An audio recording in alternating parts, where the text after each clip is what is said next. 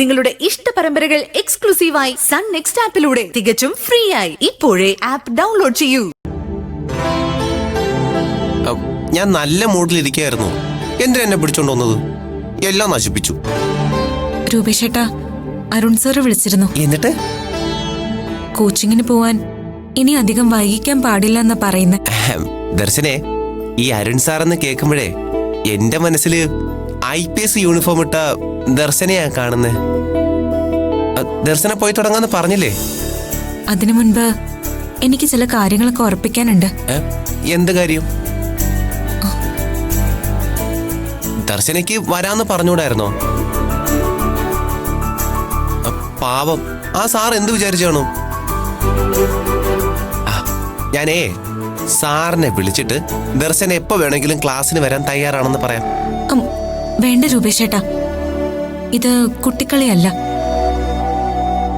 കോച്ചിങ്ങിന് പോയി തുടങ്ങിയ പിന്നെ മറ്റ് ഒന്നിലും എനിക്ക് ശ്രദ്ധിക്കാൻ പറ്റിയെന്ന് വരില്ല.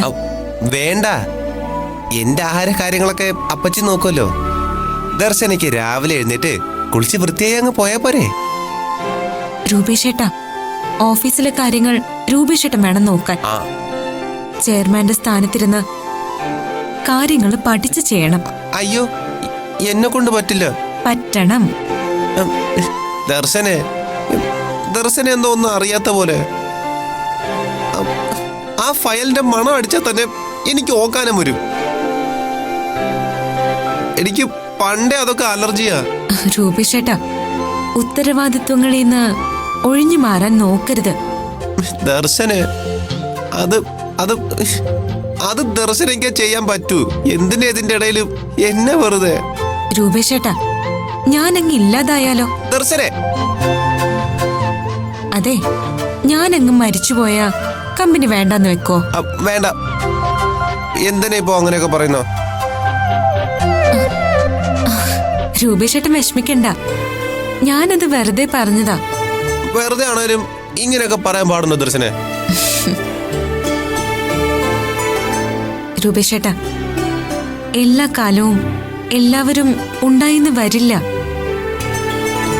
കൂടെയുള്ളവർ ഒരു നാൾ കൂട്ടം തെറ്റിപ്പോവുകയോ എന്നേക്കുമായി വിട്ടുപിരിയോ ചെയ്തെന്ന് വരും. അങ്ങനെ വന്നാ കൂടെ മരിക്കാൻ പറ്റില്ലല്ലോ. ജീവിച്ചല്ലേ പറ്റൂ.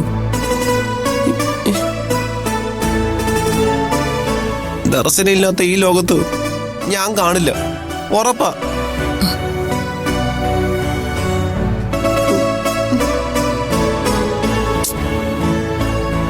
രൂപേഷേട്ടാ, കാര്യങ്ങൾ ഇങ്ങനെ വൈകാരികമായിട്ടല്ല കാണേണ്ടത്. ദേ നോക്ക്, ഞാനിപ്പോ IPS കാര്യമാവുന്നൊന്ന് വെക്കാം. എനിക്ക് ഒരുപക്ഷെ പോസ്റ്റിംഗ് കിട്ടുന്നത് വേറെ ഏതെങ്കിലും സംസ്ഥാനത്തായിരിക്കും. അപ്പോ കമ്പനിയുടെ കാര്യങ്ങളൊക്കെ ആര് നോക്കും? രൂപേഷേട്ടൻ തന്നെ നോക്കണ്ടേ? അതാ ഞാൻ പറഞ്ഞത്, രൂപേഷേട്ടൻ എല്ലാം പഠിക്കണം. ദർശന, എന്നെ കൊണ്ട് അതിനൊന്നും കഴിയില്ല. 3ാം ക്ലാസ് വെച്ച് പഠിത്തം നിർത്തി എനിക്ക് ഒന്നും മനസ്സിലാക്കാനുള്ള ബുദ്ധി ഇല്ലാതായി പോയില്ലേ. എന്റെ ലോകം ഈ ദർശനയാ. ദർശന എവിടെ പോയാലും അവിടെ ഞാനും വരും. ഞാൻ എവിടെ പോയാലും എന്റെ രൂപേഷേട്ടൻ വരുമോ? വരും. ദർശന എവിടെ പോയാലും അവിടെ ഞാനും വരും. ഞാൻ മരിക്കാനാണ് പോകുന്നെങ്കിൽ രൂപേഷേട്ടൻ എന്റെ കൂടെ വരുമോ? വരും.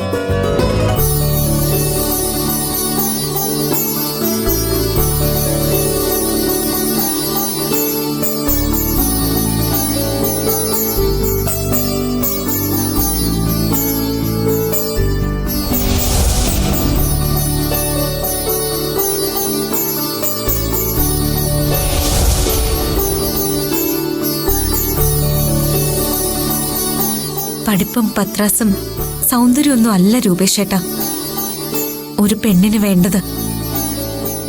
ഇതുപോലെ മനസ്സുള്ളൊരാണിന്റെ കൂട്ട. അത് മാത്രം മതി ഒരായുഷ്കാലം ജീവിക്കാനും അടുത്തൊരു ജന്മം കാത്തിരിക്കാനും.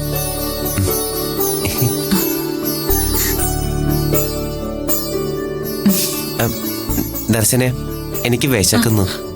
എനിക്ക് സന്തോഷം വന്നാലും സങ്കടം വന്നാലും എനിക്ക് നല്ല വിശപ്പാ.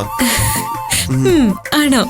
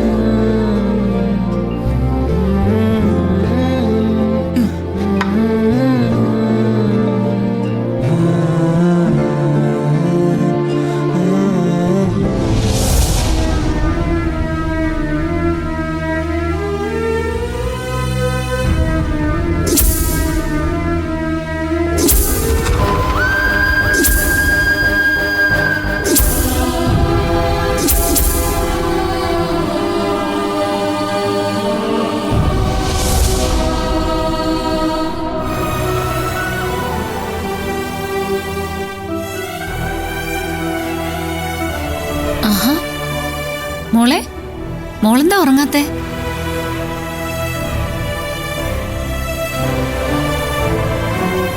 ഗിരിജയുടെ കാര്യം ഓർത്തിട്ട് എന്റെ മോക്ക് പേടിയുണ്ടോ?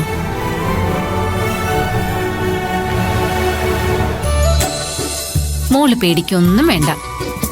മോളുടെ ചേച്ചി പോലീസായി കഴിഞ്ഞാ ഇതെല്ലാം മാറും. പിന്നെ ഒരാളും എന്റെ മോളെ ഉപദ്രവിക്കില്ല. അതെല്ലാം ശരിയാവും. മോളുടെ ചേച്ചി ഉറപ്പായിട്ടും പോലീസാവും. ഗിരിജയ്ക്ക് ഭ്രാന്താണോന്നൊന്നും എനിക്കറിയില്ല. അവളുടെ മട്ടും ഭാവമൊക്കെ കണ്ടിട്ട് അഭിനയിക്കുകയാണോന്ന് എനിക്ക് തോന്നുന്നുമില്ല. ശരിക്കും ഒരു ഭ്രാന്തി പോലെ തന്നെയാ അവള് പെരുമാറുന്നേ. മോള് പേടിക്കണ്ട. ഇനി മോളെ ആരും ഉപദ്രവിക്കില്ല. അത് ഗീതമ്മ നോക്കിക്കോളാം.